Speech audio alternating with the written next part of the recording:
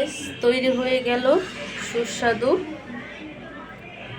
পুরে ভরা ডিমের ব্রেড। তো গাইস আসসালামু আলাইকুম, welcome back to my channel. কেমন আছো তোমরা সবাই? আশা করি ভালো আছো। আল্লাহর রহমতে আমি অনেক ভালো আছি। তো গাইস তোমাদের মাঝে আরেকটি রান্নার রেসিপি নিয়ে চলে আসলাম। তো আজকে কি রান্না করব তোমাদের সাথে শেয়ার করব। তো গাইস দেখতেই পাচ্ছ এখানে আমি ডিম ভালোভাবে ভেঙে গুঁড়ো গুঁড়ো করে ভেজে নিচ্ছি। তো আজকে আমি তোমাদের সাথে যেই রেসিপিটা শেয়ার করব সেটা হচ্ছে ডিমের পুর ভরা চুলায় তৈরি ওল ব্রেড রেসিপি। আর এই রেসিপিটা খেতে কিন্তু খুবই অসাধারণ হয়। আর ডিমের পুর ভরা যেহেতু, সেক্ষেত্রে কিন্তু বাচ্চারাও পছন্দ করে অনেক, কারণ ডিম তো সব বাচ্চাদেরই পছন্দ। আর এইভাবে যদি তৈরি করে খাওয়ানো যায় তাহলে কিন্তু বাচ্চারা ডিমের সাথে সাথে দেখা গেছে এই নাস্তাটিও খেয়ে নেবে। তো গাইজ ভিডিওটি ফার্স্ট থেকে লাস্ট পর্যন্ত দেখতে থাকো, আশা করি ভালো লাগবে। আর ভালো লাগলে প্লিজ একটি লাইক আর একটি সাবস্ক্রাইব করে পাশে থাকবে। তো এখানে আমি ঝালটা একটু বাড়ানোর জন্য দিয়ে দিচ্ছি সাদা গোলমরিচের গুঁড়ো। আর তোমরা কিন্তু তোমাদের ঝালটা মানে তোমরা যেমন খাও সেই অনুযায়ী দিবে। তো ডিমটাকে আমি আর ভাজবো না, নয়তো হার্ড হয়ে যাবে। তো এরকম নরম নরম ডিমটাই কিন্তু তৈরি করে নিতে হবে। আর তোমরা চাইলে কিন্তু ডিমে অনেক সবজিও মিক্স করতে পারো। আমি হালকা পাতলা সবজি দিচ্ছি, তোমরা চাইলে অনেক সবজিও মিক্স করতে পারো। তো গাইজ ভিডিওটি ফার্স্ট থেকে লাস্ট পর্যন্ত দেখতে থাকো, আশা করি ভালো লাগবে। আর ভালো লাগলে প্লিজ একটি লাইক আর একটি সাবস্ক্রাইব করে পাশে থাকবে। গাইজ রেসিপিটি তৈরি করার জন্য এখানে আমি ডো তৈরি করে নেব। তার জন্য এখানে আমি হালকা কুসুম গরম পানিতে ইস্টটা আগে থেকেই ভিজিয়ে রেখেছি। তো দিয়ে দিচ্ছি ময়দা, আর এখানে আমি দিয়ে দিচ্ছি স্বাদ মতো লবণ, দিয়ে দিচ্ছি চিনি। তো সব উপকরণগুলো খুব ভালোভাবে আমি মিক্স করে নেব। তো গাইস এখানে আমি হালকা কুসুম গরম পানি দিয়ে দিয়ে ডোটা তৈরি করে নেব।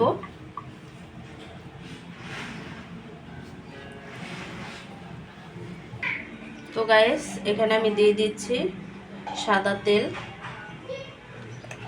তো তেলটা দিয়ে খুব ভালোভাবে ময়ম করে নেব। তো গাইস দেখো ডোটা খুব ভালোভাবে আমি ময়ম করে ফেলছি। তো ডোটা একেবারে হাতে লেগে আসছে না, দেখতেই পাচ্ছ। তো আমি উপরে একটু তেল দিয়ে রেস্টে রেখে দিব 2 ঘন্টার জন্য। আর উপরে তেলটা দিলে কিন্তু অনেকটা সফট থাকে। তো আমি 2 ঘন্টার জন্য রেস্টে রেখে দিব একটা পলি দিয়ে। দেখো আমার ডোটা কিন্তু ফুলে ডাবল হয়ে গেছে। তো ডোটাকে আরেকটু ময়ম করে নিব আমি গ্যাসটা বের করে। দেখো ডোটা কিন্তু আমি খুব ভালোভাবে 5টা লিচি কেটে নিছি। তো এই লিচিগুলোকে এখন আমি একটা শেপ দিয়ে নেব।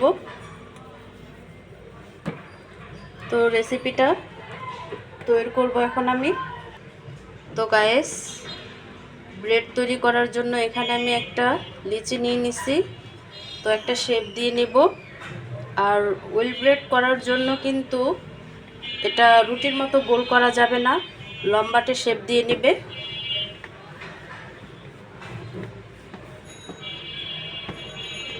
এটা দেওয়া হয়ে গেছে। তো এখানে আমি ডিমের পুর নিয়ে নিছি। তো আমার পছন্দ মতো ডিমের পুর দিয়ে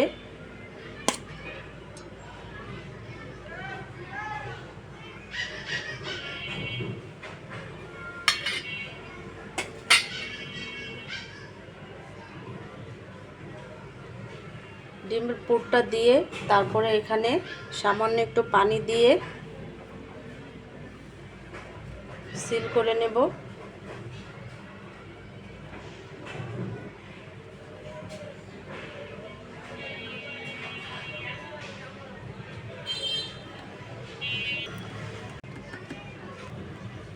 তো পানির সাহায্যে আমি পুরটা ভরে এখান দিয়ে চিল করে নিচ্ছি। তারপরে আমি একটা ছুরির মাধ্যমে এখান দিয়ে চিকন চিকন করে কেটে নিচ্ছি। যত চিকন করবে তত ভালো। তো সম্পূর্ণটা কাটা হয়ে গেলে খুব ভালোভাবে আমি এভাবে একটা শেপ দিয়ে নেব, একটা রুলের শেপ দিয়ে নেব।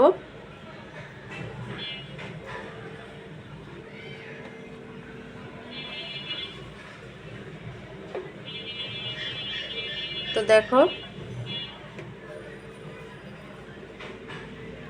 রুলের মতো একটা শেপ হয়েছে। আরেকটি তৈরি করছি আমি। তো দেখো ছুরির সাহায্যে আমি এভাবে করে কেটে নিচ্ছি। যত চিকন করবে ততই ভালো।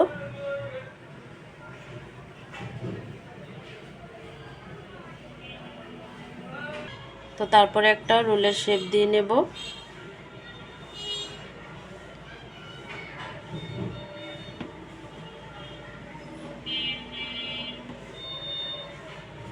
দেখো এরকম রুলের মতো হবে।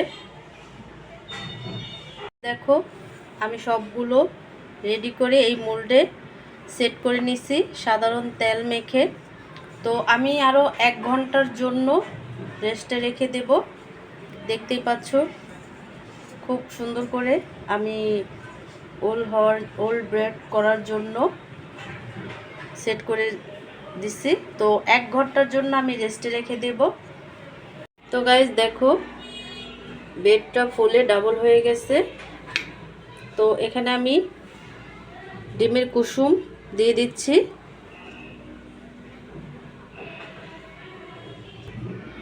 তো গাইস দেখো আমি অনেকটা ডিম দিয়ে দিছি।